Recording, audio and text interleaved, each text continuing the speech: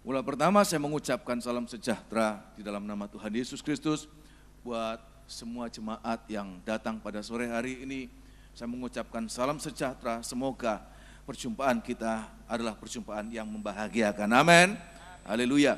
Pada sore hari ini, sebelum saya menyampaikan firman Tuhan, saya ingin berterima kasih kepada Tuhan yang sudah melayakkan saya, memampukan saya untuk berada, berdiri di tempat ini. Saya tidak pernah berkhotbah sebanyak ini dalam satu hari. Ini pertama kali saya berkhotbah 4 kali dalam satu hari. Saya belum pernah mengalami itu. Oleh sebab itu, dalam setiap kali saya menunaikan tugas, terima kasih Tuhan. Untuk pertama kali saya sudah menunaikan tugas ini. Tadi pagi, ya, yang siang sudah 2 kali, terima kasih Tuhan. Sudah 2 kali. Kali ini yang ketiga kali. Saya pun mengucap syukur, terima kasih Tuhan. Sudah mencapai 3 kali. Nanti terakhir malam hari, saya pun akan tetap mohon kemurahan Tuhan. Sebab Allah kita, Dia Alfa, Dia juga Omega. Amin. Dia awal, Dia akhir. Dia tidak pernah memulaikan segala sesuatu dan tidak menamatkannya. Dia yang memulaikan, Dia yang akan mengakhirinya. Oleh sebab itu, saya punya keyakinan dalam kelemahan saya, ketidakmampuan saya, Tuhan yang menopang saya untuk memampukan saya berdiri di tempat ini. Amin. Haleluya. Saya mengucap syukur juga kepada Bapak Gembala, Om Paulus Jeditya yang sudah membuat saya bisa berada di tempat ini, ya, mengundang kami untuk menyampaikan firman Tuhan.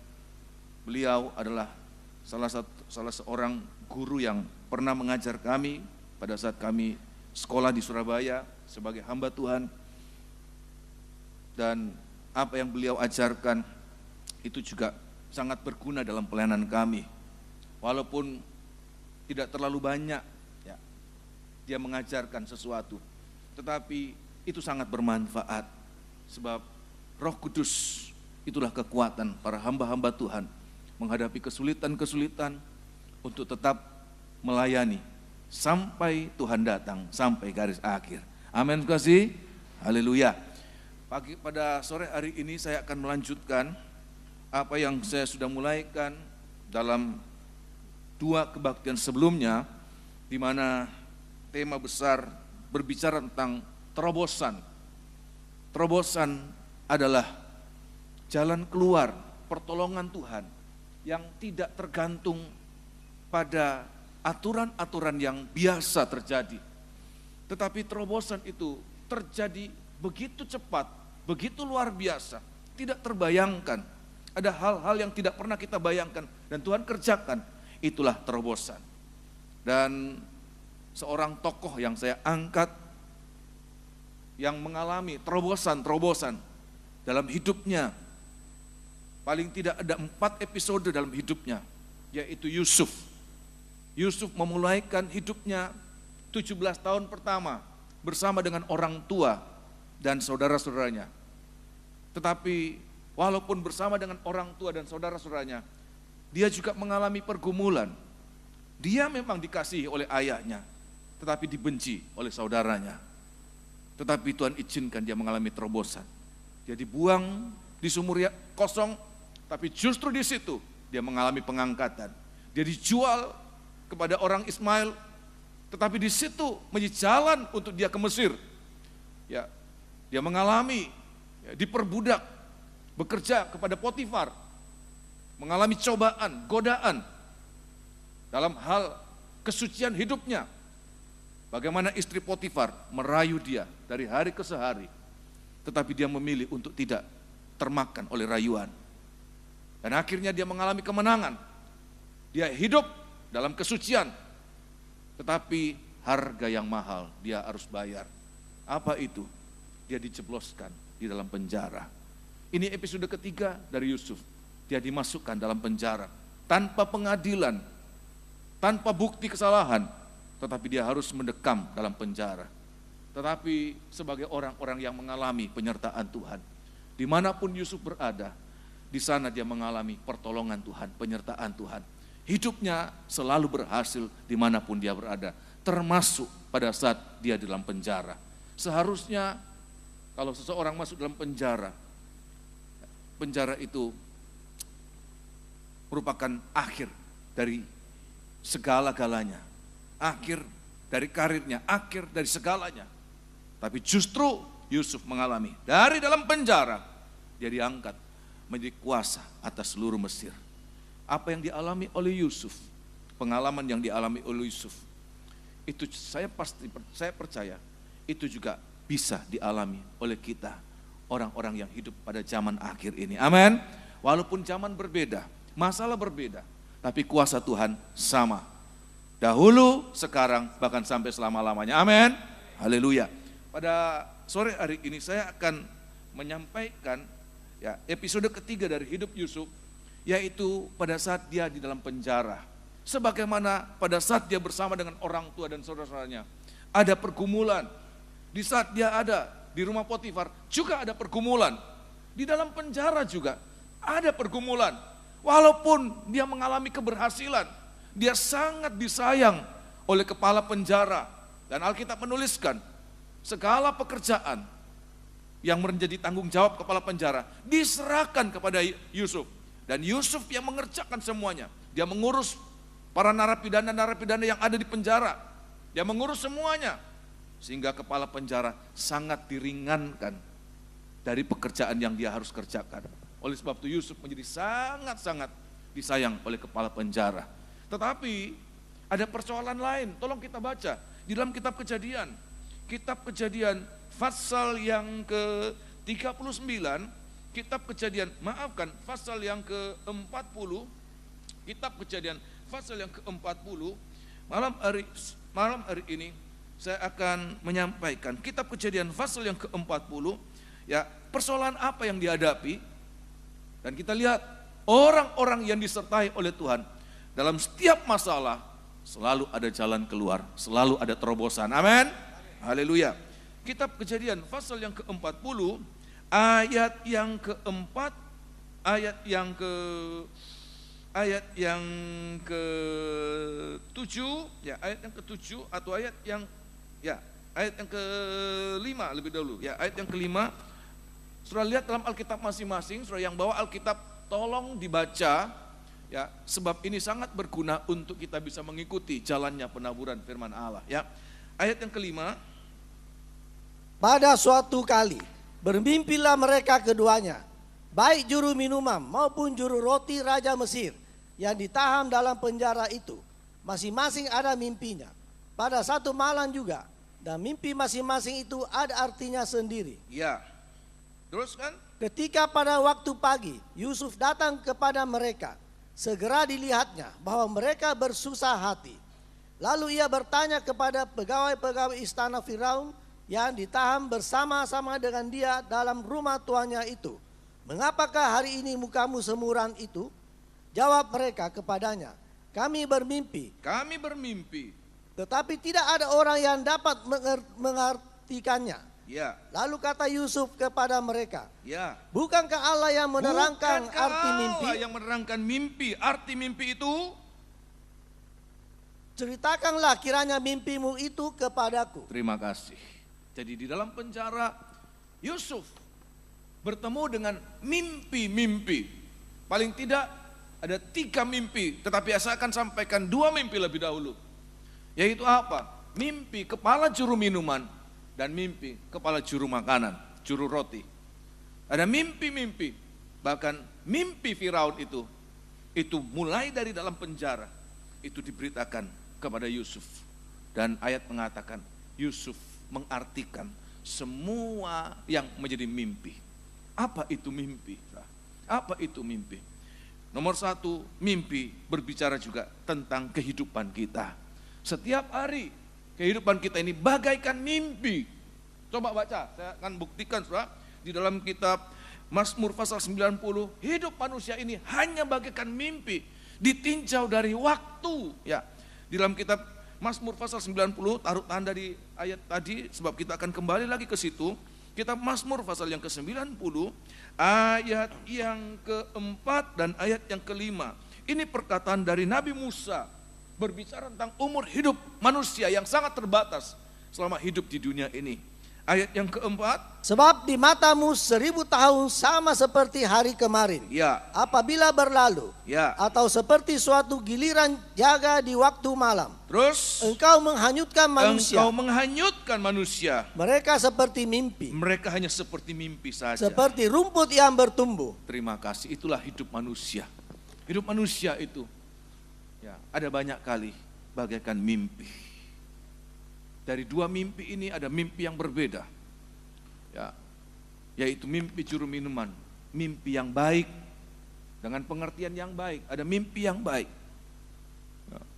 Sedangkan juru roti, bagaikan mimpi buruk, ada mimpi buruk. Ya, itulah hidup manusia, seringkali kita merasakan demikian. Ada kalanya kita merasakan seperti mimpi indah. Kalau sudah orang bermimpi indah, rasanya mau bubuk terus, kira-kira begitu ya. Tidur terus sebab mimpi indah.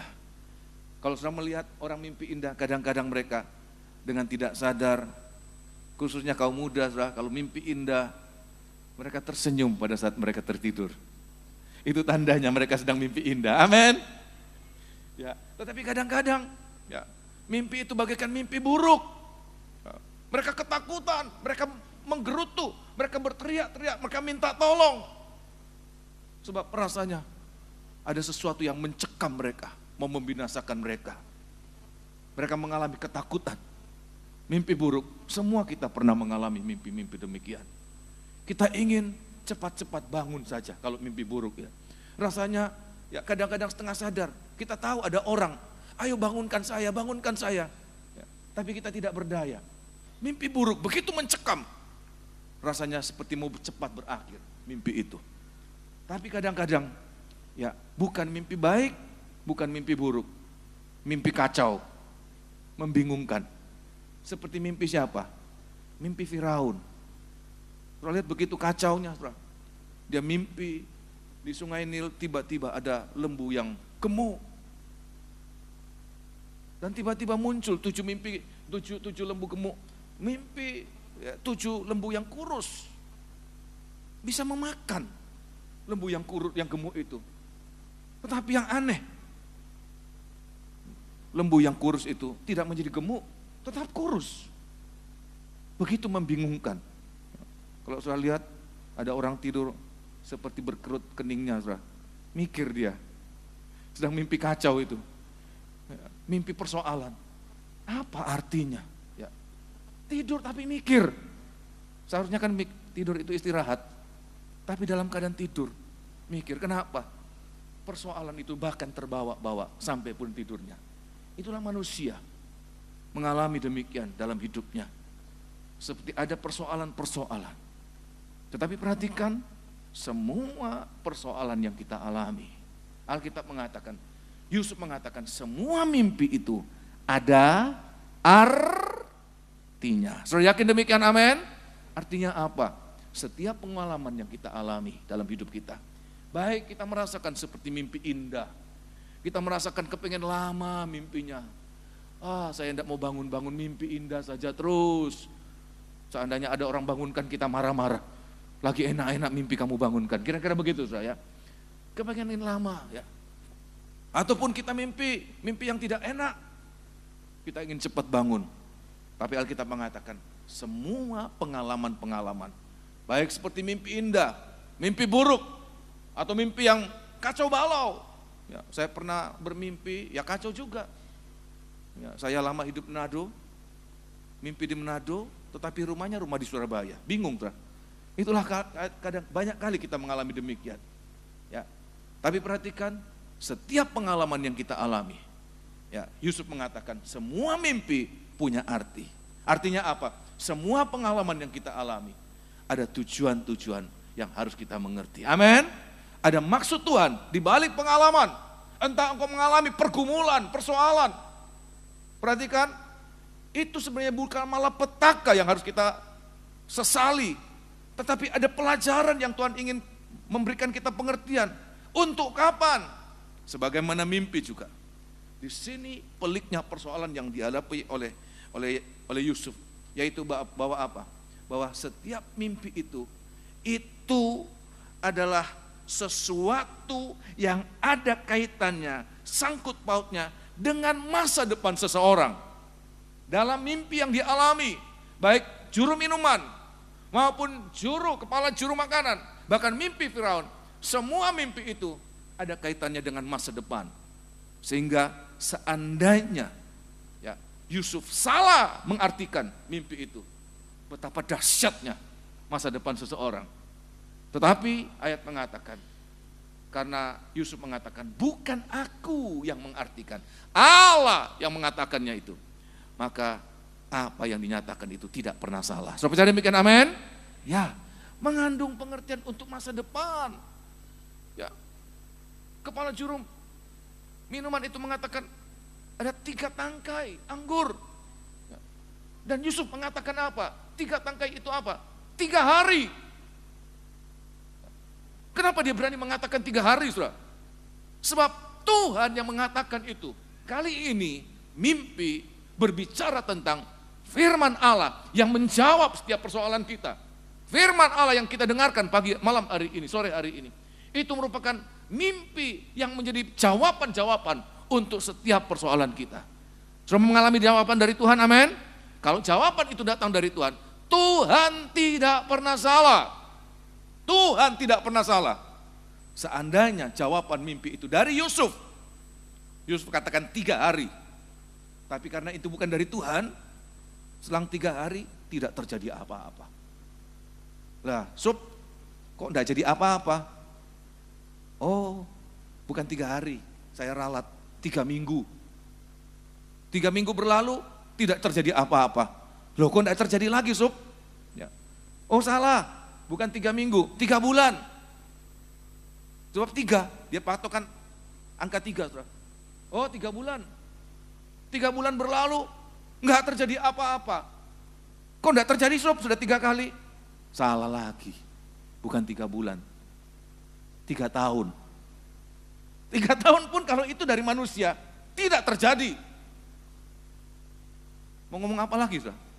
Mau ngomong 30 tahun, apa 300 tahun, saudara? Saya mengatakan ini bukan mengada-ada, saudara. Sebab ada kalangan gereja, khususnya berbicara tentang kedatangan Tuhan. Mereka menghitung-hitung, saya tidak tahu apa dasar mereka menghitung-hitung. Dan mereka menentukan, ada satu waktu, bulannya, tahunnya, tanggalnya. Dan apa yang terjadi, saudara? Pada tanggal yang ditetapkan, tidak terjadi. Waktu tidak terjadi, umatnya resah, bingung. Bagaimana Pak Gembala? Bagaimana Pak Pendeta? Kok enggak terjadi apa-apa? Kok enggak ada pengangkatan? Kok Tuhan enggak datang? Oh, salah hitung. Hitung lagi. Itu karena bukan dari Tuhan, saudara. Firman Allah yang menjadi jawaban, bukan dari Tuhan, tapi dari manusia. Bisa salah, tetapi Tuhan tidak pernah salah. Amin? Ya, hitung lagi. Salah lagi. Kok enggak terjadi apa-apa? Buyar, saudara. Buyar, kenapa? Sebab dia menafsirkan, menjawab, bukan dari Tuhan. Yusuf jujur, dia katakan bukan dari aku, tapi dari Allah. Pada saat dia bertemu dengan kepala juru minuman itu, dia katakan Allah yang punya, Allah dapat mengartikan. Oh haleluya, semoga pada malam hari ini sudah mendengarkan bukan dari saya sebagai seorang manusia biasa. Saya tidak punya apa-apa, background saya juga kurang. Saya sekolah Alkitab hanya 9 bulan, 1 tahun kah? Ya, saya juga tidak punya background sekolah teologi. Sekolah saya sekolah sekuler. Sehingga kalau saya menyampaikan firman Allah, jemaat merasa dijawab oleh Tuhan. Semata-mata itu bukan dari saya, tetapi itu datang dari Tuhan. Amin. Ya, di dalam kitab Kejadian pasal 40 tadi, kita lihat jujurnya Yusuf. Dia mengatakan bukan dari aku, dari Tuhan. Kepada siapapun yang dia temui. Ini mimpi dalam pengertian yang kedua. Mimpi dalam pengertian yang pertama berbicara tentang ya kehidupan kita.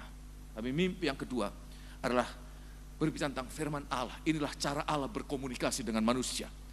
Allah bisa saja berbicara kepada kita ya dengan suara yang katanya audible, dapat didengarkan oleh telinga.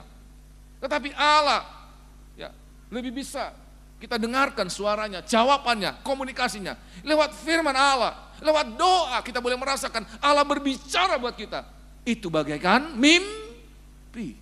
Tolong baca kitab Kejadian pasal 40 ayat yang ayat yang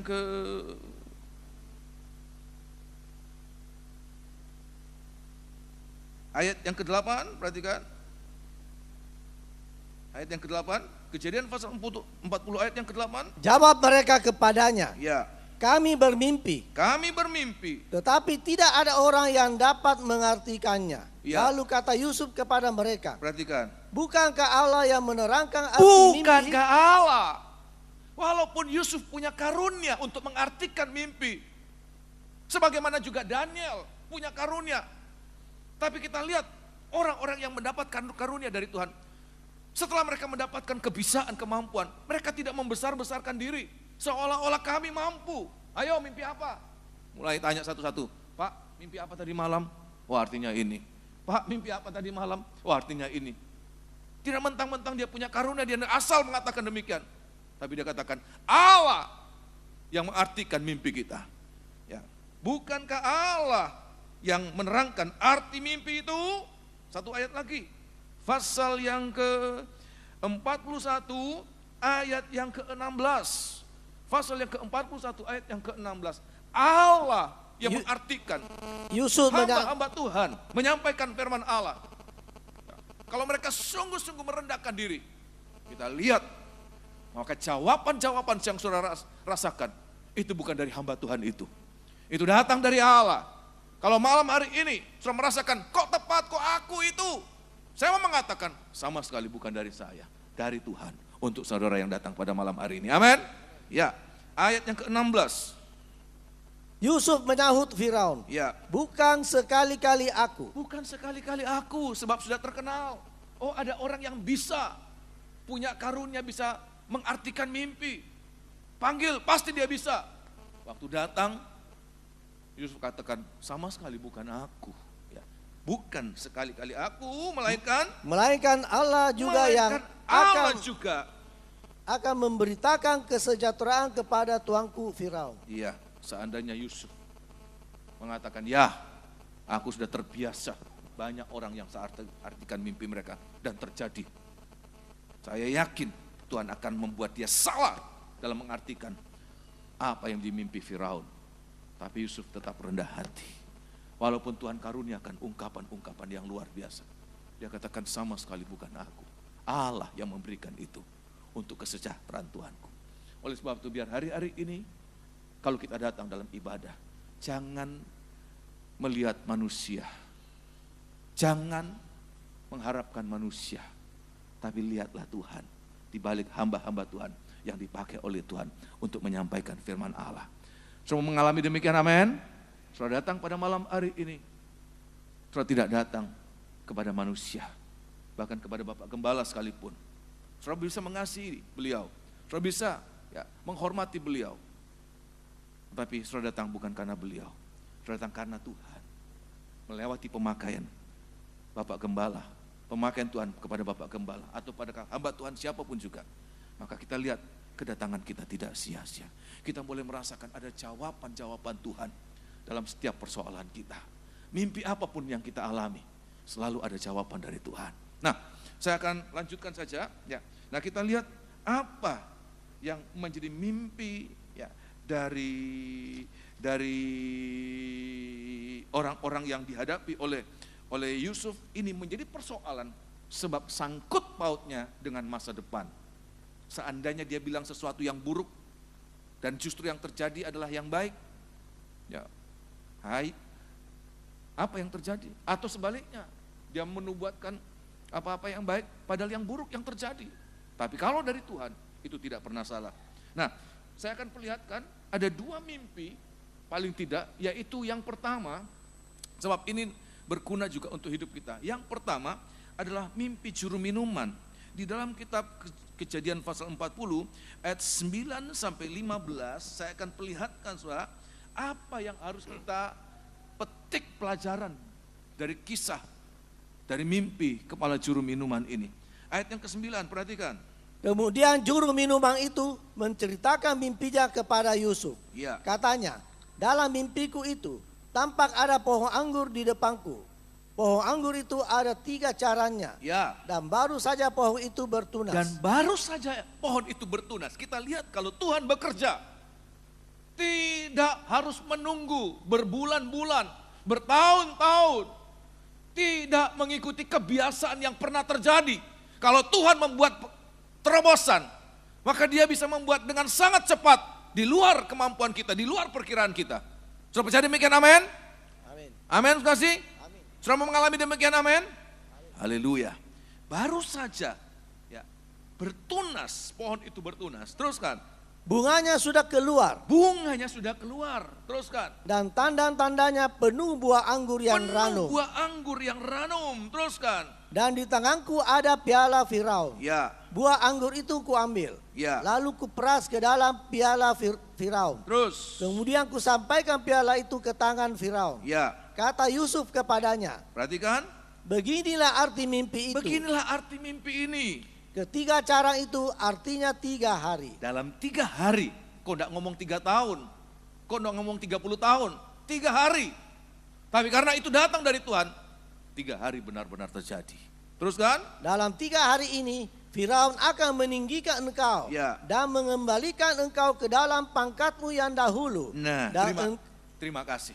Jadi kita lihat di sini, ya mimpi yang pertama, dia melihat 3 tangkai, ya, 3 carang dari pokok anggur itu, dan mereka berbuah, bertunas, berbunga, berbuah, dan dia petik buah itu, karena dia pekerjaannya juru minuman, menghidangkan anggur kepada Firaun. Dia ambil buahnya, dia peras, masukkan dalam piala, dan dia sodorkan. Ya, dia berikan kepada Firaun untuk diminum. Apa artinya saudara bagi kita, saudara? Dalam setiap pengalaman hidup kita ini. Bahkan kita mengalami seperti kita masuk penjara. Ya, kepala juru minuman tidak pernah bermimpi dia masuk dalam penjara. Tapi dia mengalami masuk dalam penjara. Kenapa? Saudara bisa baca pada ayat sebelumnya. Sebab dia berbuat kesalahan. Perhatikan, ini pelajaran penting buat kita. Kita akan mengalami pengalaman hidup kita yang buruk sekalipun akan menjadi mimpi indah. Ya, happy ending pada akhirnya. Kalau apa? Kita masuk pada proses pemerasan buah anggur. Ya, kita masuk dalam proses pemerasan buah anggur. Kepala juru minuman itu ambil dan peras. Apa itu pemerasan buah anggur? Pemerasan buah anggur itu berbicara tentang pengalaman penderitaan bersama dengan Tuhan. Di dalam setiap pengalaman, bahkan saya mau mengatakan pengalaman menderita sekalipun, katakan itu penderitaan karena kesalahan kita, karena keteledoran kita, karena kealpaan kita, dan kita mengalami pengalaman sengsara. Kaitkan pengalaman sengsara itu dengan proses pemerasan, pengalaman pemerasan buah anggur. Apa itu, saudara? Menderita bersama dengan Tuhan. Sudah bisa mengerti demikian, amin? Saya tidak yakin ya bahwa term ini bisa ditangkap, tetapi saya berusaha untuk bisa ditangkap oleh jemaat Tuhan. Ya, semoga sudah bisa mengerti dalam setiap penderitaan kita, apapun yang kita alami, sakit, penyakit, masalah ekonomi, masalah nikah, apapun juga, saudara, kaitkan pergumulan kita dengan penderitaan bersama dengan Tuhan. Sebab kalau kita tidak kaitkan penderitaan kita dengan penderitaan Tuhan Yesus, bagaikan pemerasan buah anggur, kita akan mati konyol. Saya mengatakan mati konyol.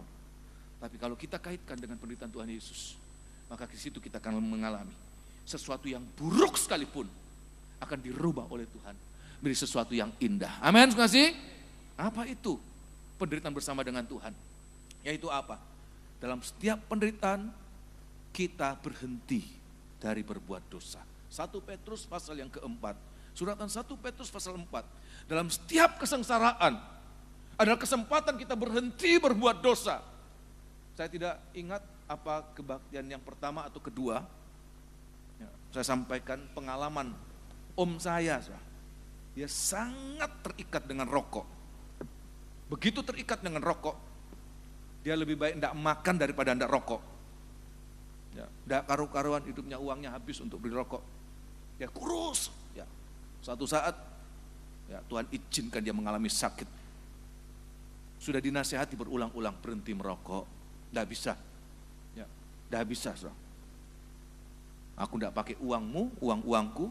Kalau aku sakit ya aku yang sakit, bukan kamu yang sakit. Tapi satu saat Tuhan izinkan dia mengalami penderitaan, sakit. Dokter katakan, ada dua pilihan cuma. Kamu tetap merokok, kamu mati. Atau kamu hidup, berhenti merokok. Itu satu penderitaan, sakit hampir mati. Dan lewat penderitaan itu, dia berhenti. Mulai saat itu dia berhenti.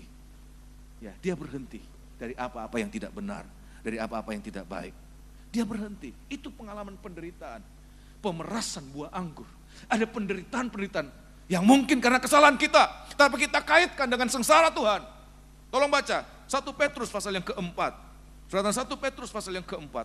Untuk berhenti apa yang buruk Tuhan robah menjadi sesuatu yang baik, yang indah. Oh, luar biasa. 1 Petrus pasal 4 ayat yang pertama. 1 Petrus pasal 4 ayat yang pertama. Jadi karena Kristus telah menderita penderitaan badani. Kristus telah menderita penderitaan badani. Teruskan. Kamu pun harus juga Kamu mempersenjatai pun harus mempersenjatai dirimu dengan pikiran yang demikian. apa itu? Karena barang siapa telah menderita penderitaan badani, Ya. ia telah berhenti berbuat Berhenti dosa. berbuat dosa. Teruskan. Supaya waktu yang sisa, Supaya hidup yang akan datang, waktu yang sisa. jangan Sudah kamu banyak waktu kita habiskan, kita buang. Tapi waktu yang akan datang, saya tidak tahu waktu yang sisa ini berapa lama. Apa sisa 70 tahun? Apa sisa 50 tahun? Apa sisa 1 bulan? Tuhan yang tahu.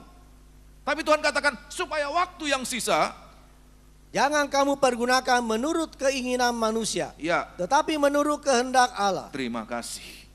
Jadi ini Tuhan katakan, setiap penderitaan, contohnya siapa? Seorang penjahat di sebelah, saya tidak sebutkan sebelah kanan atau sebelah kiri, sebab Alkitab tidak menuliskan. Pada saat dia disalib karena dosanya, karena penderitaannya. Tapi dia bijak, di atas kayu salib, dia kaitkan penderitaannya dengan salib Tuhan. Dia katakan, kami berbuat dosa. Kami disalib karena dosa kami. Tapi orang ini bukan karena salahnya. Dia katakan, Yesus Tuhan, ingat akan daku. Nanti kalau engkau datang sebagai raja. Dan Tuhan katakan apa? Hari ini engkau bersama dengan aku di Firdaus. Apa yang buruk? Karena dikaitkan dengan pemerasan buah anggur. Apa yang buruk? Tuhan rubah menjadi indah. Amin. Dihabiskan waktu hidupnya untuk sesuatu yang sia-sia. Tetapi pada akhirnya dia mengalami surga. Saudara, tidak semua orang mengalami pengalaman demikian. Saudara. Jangan katakan, iya saya mau seperti itu saja. Ya, saya mau hidup cebar-cebur dalam dosa. Nanti sudah mau mati, ya, 1 hari sebelum mati saya bertobat. 1 bulan sebelum mati saya bertobat. Supaya hidup senang-senang dalam dosa, mati masuk surga. Kok enak, saudara? Tidak semua orang bisa mengalami pengalaman demikian. Dari bermiliar-miliar manusia, mungkin hanya orang ini yang mengalami. Ya, ini bagaikan orang-orang pilihan.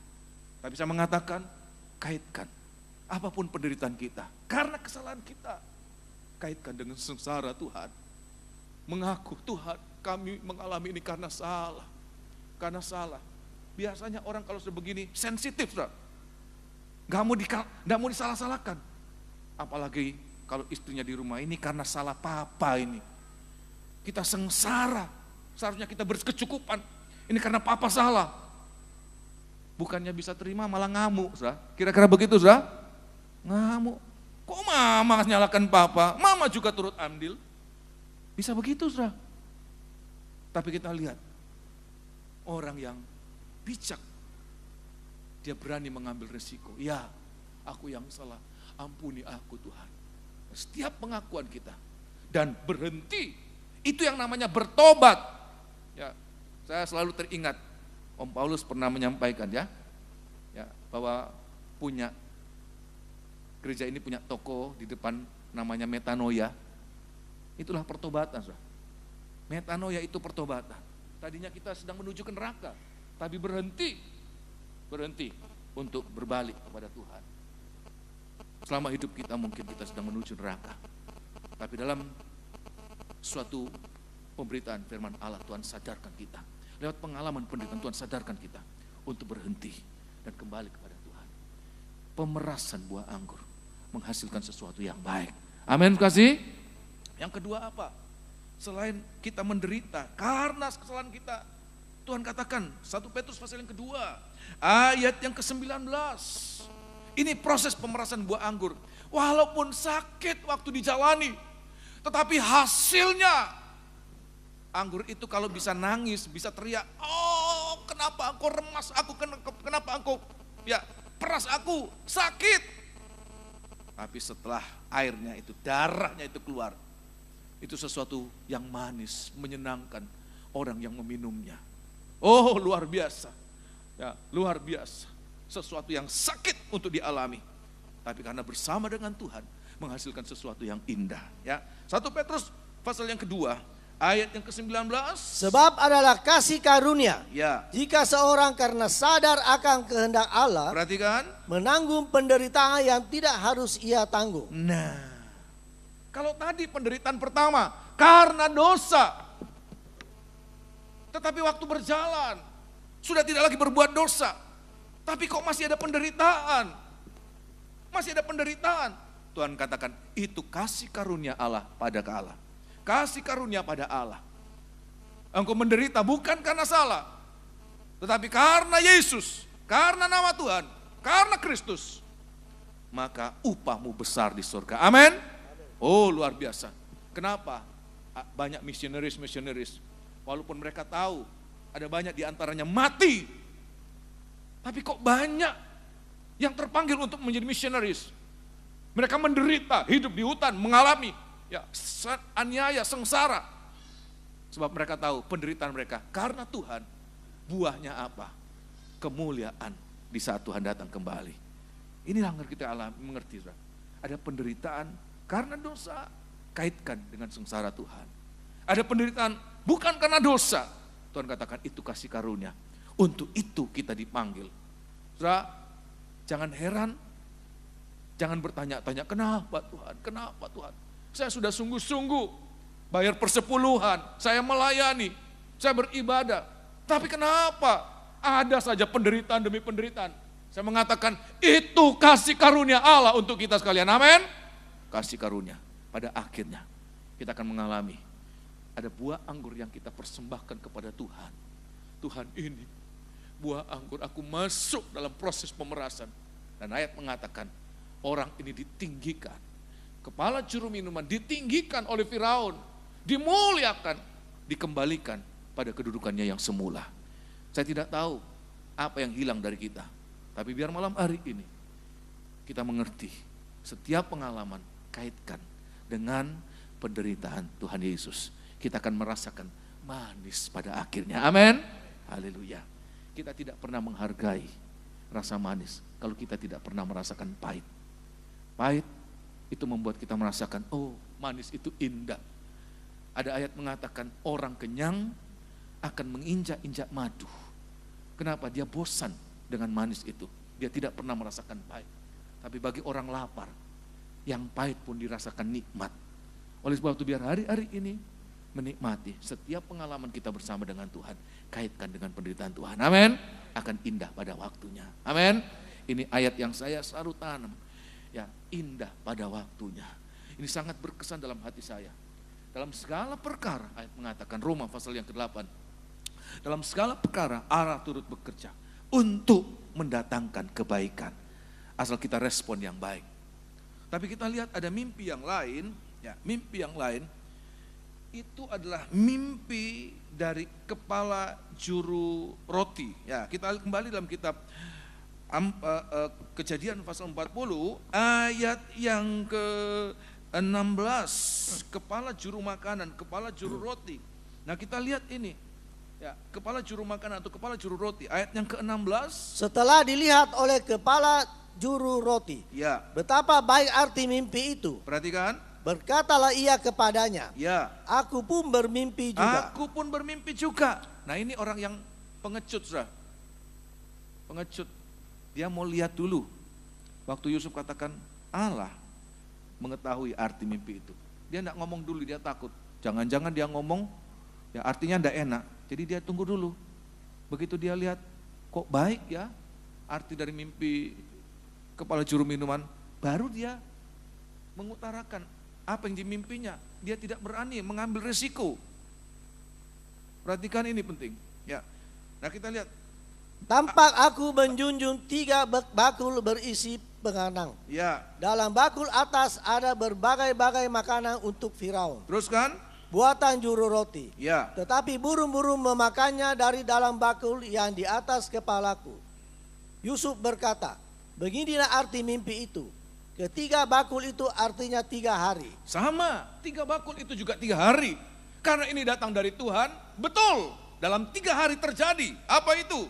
Dalam 3 hari ini, Ya. Firaun akan meninggikan engkau Nah, tinggi ke atas ya. dan menggantung engkau pada sebuah tiang. Dan menggantung engkau dalam sebuah tiang. Dan burung-burung akan memakan dagingmu dari tubuhmu. Ya, terima kasih.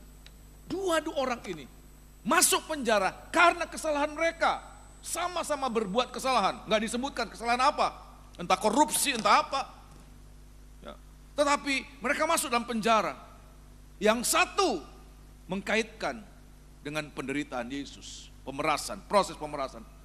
Tapi kepala juru makanan, dia katakan, saya menjunjung ada tiga bakul makanan. Dan waktu saya menjunjung, entah dia sedang membawa kepada Firaun, ya dia sedang membawa kepada Firaun. Tiba-tiba burung-burung itu datang dan memakan habis makanan itu. Saudara, apa itu makanan, saudara? Makanan itu berbicara tentang firman Allah. Makanan adalah firman Allah. Dalam setiap pergumulan, dalam setiap persoalan, firman Allah menjadi makanan kita. Perhatikan, jangan sampai firman Allah itu bagaikan makanan yang dimakan oleh burung-burung di udara. Kenapa burung-burung di udara itu bisa makan? Ya, itu bakul yang dipikul, yang dijunjung oleh kepala juru makanan. Sebab kepala juru makanan ini tidak menjaga itu, tidak menjaga. Seandainya dia menjaga, waktu burung-burung itu datang, dia usir. Tapi apa yang terjadi? Dia biarkan burung-burung di udara itu memakan habis. Siapa burung-burung di udara? Waktu Tuhan berbicara tentang perumpamaan tentang penabur, burung-burung di udara adalah roh-roh jahat. Perhatikan, pada saat kita mendengarkan firman Allah, nggak cukup firman Allah itu ditaruh di atas kepala kita. Nggak cukup, sebab apa? Kalau firman Allah hanya ditaruh di atas kepala kita, maka itu memberikan kesempatan kepada roh-roh jahat, roh-roh najis untuk mengambil semua makanan itu, untuk mengambil semua firman yang sudah kita dengarkan. Tapi seharusnya firman itu kita jaga, jangan sampai diambil oleh burung-burung di udara. Khususnya pada saat kita mendengarkan firman Allah. Dalam gereja manapun juga saya melihat ini, selalu ada gangguan pada saat kita mendengarkan firman Allah. Ya, kita sekarang era teknologi, era informasi. Di sini ada enggak disarankan untuk men-silentkan handphone ya. Ya, offline kan jaringan internet. Yang saya lihat banyak orang-orang sudah dalam persoalan, dia datang dengan persoalan, tapi waktu dengar firman Allah, seperti tidak peduli dengan firman Allah, dibiarkan firman Allah itu dimakan burung. Sedang dalam pergumulan, sedang dalam masalah, tetapi dia tidak pedulikan firman Allah itu dimakan burung-burung. Ya dia sibuk ya dengan handphone, ya, Facebook lah, Twitter lah. Mudah-mudahan di sini tidak ada, amin. Ya, Bapak Gembala sudah menyampaikan firman Allah, sudah mendidik jemaat. Semoga tidak ada. Dia mau diganggu, mau mengganggu. Bahkan saya sempat terjadi dalam gereja saya, dalam jemaat saya. Sedang saya menyampaikan firman Allah. Kebetulan dia seorang pengusaha. Ya, padahal saya sudah sampaikan di televisi apa. Terima telepon dengan suara yang keras. Bayangkan itu. Semoga di tempat ini tidak ada. Amin. Terima telepon. Ya. Nanti saya kirim. Bayangkan, apa yang akan dia dapatkan firman Allah. Pada saat mendengarkan firman Allah. Burung-burung di udara itu mengambil semuanya. Oleh sebab itu, biar kita boleh mengerti ini. Di saat kita mengalami apapun juga, utamakan firman Allah, jaga. Jangan biarkan burung-burung. Satu saat Abraham ya, mempersembahkan persembahan kepada Tuhan, lembu, ya, kemudian kambing atau domba itu, dan burung merpati, burung terkukur. Pada saat dia mempersembahkan, burung-burung itu datang untuk mengambil itu. Tapi Abraham, dia tidak membiarkan burung-burung memangsa apa yang dia persembahkan kepada Tuhan. Seharusnya kepala juru minuman itu juga melakukan hal yang sama. Burung itu selalu ada, gangguan itu selalu ada. Dalam setiap kali kita mendengarkan firman Allah, gangguan itu ada. Kepada jemaat yang layani, saya katakan, jangan mengganggu orang lain dalam menyampaikan firman Allah. Tetapi juga jangan gampang terganggu. Mungkin saja gangguan itu ada, tapi kita jaga hati kita. Saya tidak mau terganggu, saya tidak mau biarkan ya makanan ini dimakan oleh burung-burung di udara. Saudara tahu apa artinya ini, saudara? Karena dia biarkan makanan itu dimakan oleh burung-burung di udara. Ya, Yusuf katakan, sebagaimana engkau biarkan burung-burung itu makan makanan yang engkau junjung itu, maka tubuhmu itu akan dimakan oleh burung-burung itu. Betul.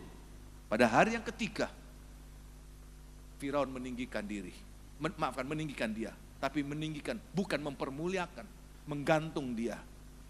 Dan kita menuliskan, tubuhnya itu dimakan oleh burung-burung di udara. Saudara, pada saat kita mengalami pergumulan, perhatikan firman Allah. Firman Allah akan menjadi jawaban. Firman Allah menjadi solusi. Firman Allah menjadi terobosan. Firman Allah akan menjadi uluran tangan Tuhan dari surga untuk setiap kita. Saudara percaya demikian, amin? Jangan biarkan sedang menjadi masalah, malah membiarkan firman Allah itu hilang. Nubuatan tentang kepala juru minuman ini akan terjadi dalam setiap zaman. Apa itu? Tubuhnya ini, tubuhnya akan menjadi korban, dimakan oleh roh-roh jahat, roh najis. Dulunya dia aktif dalam pelayanan. Ada orang-orang demikian. Dulunya giat dalam gereja. Tetapi dia tidak memperhatikan firman Allah. Maka apa yang terjadi? Hidupnya itu seperti dimakan oleh roh-roh jahat, roh-roh najis. Roh-roh jahat itu memangsa dari ujung rambut sampai telapak kaki. Seperti dimakan habis oleh burung-burung di udara. Ya. Tadinya dia hamba Tuhan. Tapi Tuhan katakan, sekarang dia menjadi hamba dosa. Seluruh tubuhnya menjadi senjata kelaliman. Seharusnya terbalik. Dulunya kita hamba dosa. Saya juga pendosa. Semua kita pendosa pada awalnya. Tapi oleh darah Tuhan kita ditebus untuk mengubah kita menjadi hamba Allah. Tadinya tubuh kita ini, coba saudara renungkan, tidak ada bagian tubuh yang tidak pernah kita lakukan dosa, tidak pernah kita berbuat dosa. Dengan bagian tubuh kita ini seluruhnya. Tapi Tuhan katakan, serahkanlah anggota tubuhmu dulu sebagai senjata kelaliman, biar sekarang menjadi senjata kebenaran. Semua mengalami demikian, amin? Kenapa itu bisa terjadi? Kalau kita hari-hari ini pasang telinga untuk dengar firman Allah baik-baik. Perhatikan, jangan mau diganggu, jangan mengganggu, dan jangan mau diganggu. Jaga, jangan sampai firman Allah itu diambil oleh roh-roh jahat, roh-roh najis. Tapi kita jaga, Tuhan, firman-Mu itulah hidupku, firman-Mu itu jawabanku, firman-Mu itu segala-galanya, firman-Mu pertolonganku, firman-Mu mengerjakan terobosan dalam setiap persoalanku. Amin. Haleluya. Ini yang harus kita alami. Saudara, ini pengalaman yang dialami oleh Yusuf. Di dalam penjara, dia menjawab ada dua paling tidak mimpi untuk masa depan mereka. Dan semua yang terjadi itu tepat. Seperti apa yang diartikan, itu terjadi juga. Demikian kita dalam hari-hari ini, saudara. Firman Allah itulah masa depan kita. Junjung, bahkan masukkan firman Allah dalam hati kita. Tidak cukup firman Allah taruh di kepala kita, saudara. Sebab kepala manusia itu terbatas. Walaupun ada yang mengatakan bahwa otak manusia itu sebenarnya besar sekali kapasitasnya. Manusia menggunakan hanya seperberapa dari kapasitas otak manusia. Sangat besar. Tapi walaupun otak manusia besar kapasitasnya, itu pun terbatas. Tuhan katakan, di mana firman Allah tidak akan hilang, dimakan oleh burung-burung. Bukan disimpan di kepala, tapi simpan di mana, saudara? Di hati. Sebagai ayat yang terakhir tolong baca, ya, kitab Mazmur pasal yang ke-115, 119. Mazmur pasal 119 ayat yang ke-11. Firman Allah itu simpan di dalam hati. Simpan di dalam hati. Ayat yang ke-119, pasal 119, ayat yang ke-11. Firman itu simpan, bukannya sekedar dijunjung, ada kemungkinan untuk dimakan oleh burung-burung. Ya. Ayat yang ke-11, perhatikan. Dalam hatiku, Ya. aku menyimpan janjimu, supaya aku jangan berdosa terhadap engkau. Firman itu simpan dalam hati. Jangan biarkan burung-burung itu memakan sampai di dalam hati, bahkan sampai dalam perbuatan. Saya mendengarkan ada suatu pengalaman nyata, saudara. Bagaimana kalau hanya kita menyimpan firman Allah dalam pikiran kita. Perhatikan, ini penting. Kalau kita hanya menyimpan firman Allah dalam pikiran kita, bisa firman Allah itu hilang. Teman saya, hamba Tuhan, ya, ini suatu kesaksian, saudara. Tiba-tiba dia kena stroke, dan yang kena otaknya. Apa yang terjadi, saudara? Lupa semua. Dia lupa bahwa dia hamba Tuhan, dia lupa istrinya, apalagi firman Allah. Kalau itu cuma dalam kepalanya, hilang. Tapi kalau dalam hati, dalam keadaan tidak sadar sekalipun, dalam keadaan koma sekalipun, firman Allah tidak pernah akan hilang. Amin. Sebab hati itu tempat yang paling aman, tidak dapat dicuri oleh apapun juga.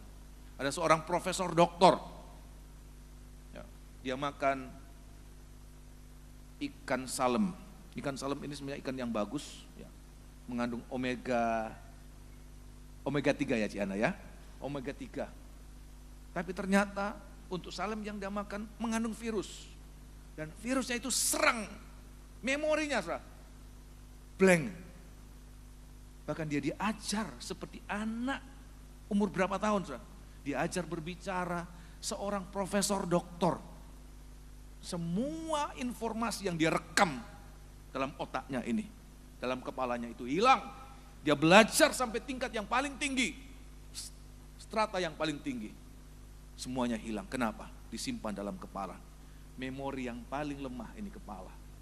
Tapi hati ini simpan firman Allah. Di sini kesalahan kepala juru minum makanan. Dia tidak menyimpan firman Allah itu. Dia tidak menggendong, ya, sekedar menjunjung. Menjunjung di sini bukan hanya sekedar, bukan berarti menghargai, tapi dia taruh di atas kepala hanya untuk mengisi kepala. Kalau sudah datang firman, mendengarkan firman Allah untuk tahu, sudah tidak mendapatkan apa-apa. Ada seseorang yang juga belajar firman Allah. Dia ikut sekolah teologi, S1, S2, MTH, S3, DTH, doktor, ya, di luar negeri, di Jerman. Pada akhirnya kesimpulannya apa? Dia menjadi seorang ateis. Sebab dia pikir dengan logikanya, semua Alkitab itu omong kosong, Tuhan tidak ada. Itu kesimpulan dengan kemampuan otaknya. Apa yang dia pelajari hilang. Tapi kalau firman Allah itu taruh dalam hati, sudah mengerti atau sudah tidak mengerti, itu tidak masalah. Tapi sudah yakin ini perkataan dari Tuhan. Bagaimana mungkin dalam 3 hari terjadi persoalan, terjadi sesuatu yang besar? Bagaimana mungkin saya bisa lepas dalam 3 hari? Tapi kalau Tuhan katakan 3 hari engkau lepas, taruh dalam hati, yakin. Dan amin nih, amin Tuhan, perkataanmu ya dan amin. Maka itu akan terjadi padamu, amin. Ya. Jangan biarkan otakmu melebihi imanmu. Kita boleh menggunakan otak kita, logika kita harus juga menggunakan logika. Saudara mendengarkan firman Allah tidak pakai otak, nanti saudara akan ditipu, disesatkan. Kita pakai otak, tetapi juga kita pakai iman. Dengan hati kita mendengarkan firman Allah. Kalau kita mendengarkan dengan firman Allah dengan hati, firman Allah itu akan melimpah, meluap dari hati. Ayat mengatakan meluap dalam mulut kita, ada perkataan-perkataan firman Allah. Meluap dalam pandangan mata kita, meluap dalam pikiran kita, meluap dalam perbuatan kita, meluap dalam tingkah laku kita, perjalanan hidup kita. Firman Allah akan melimpah dalam kehidupan kita, tidak pernah akan habis untuk selama-lamanya. Amin. Inilah firman Allah buat kita malam hari ini. Semoga kita boleh diberkati oleh Tuhan. Kita bangkit berdiri, kita akan nyanyikan satu lagu.